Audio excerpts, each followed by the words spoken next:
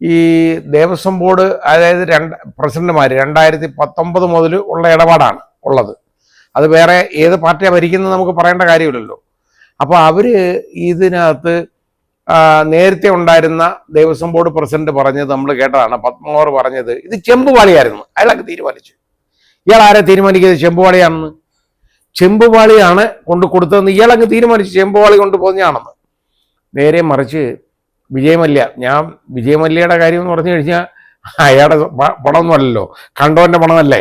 അപ്പം അയാൾക്കത് പ്രശ്നമൊന്നുമല്ല. ഇഷ്ടം പോലെ 30 കിലോ, ഏതാണ്ട് 31 കിലോ സ്വർണം കൊടുത്തതാണ് അവിടെ മുഴുവനായിട്ട്, അത് പൊതിയാനായിട്ട്. അത് 7 പാളിയാണ് ഈ ദ്വാരപാലകർക്ക് വേണ്ടി മാത്രം പൊതിയേക്കുന്നത്. 7 പാളി സ്വർണം. ഏറ്റവും കുറഞ്ഞത് ഒരു 5 കിലോ ഈ കൂടുതൽ സ്വർണ്ണമുണ്ട്. ഈ സ്വർണം എല്ലാം അഴിച്ചു മാറ്റിയിട്ട് അവിടെ ചെമ്പ് പാളിയായിരുന്നു ഉണ്ടായിരുന്നെന്ന് ഇയാളങ്ങ് തീർത്ത് പറയുക. അങ്ങനെ തീർത്ത് പറയുന്ന ഒരൊറ്റ കാരണം കൊണ്ട്, ഇവരുടെ അന്വേഷണം കൊണ്ട് ഒരു കാര്യവും തെളിയത്തില്ല.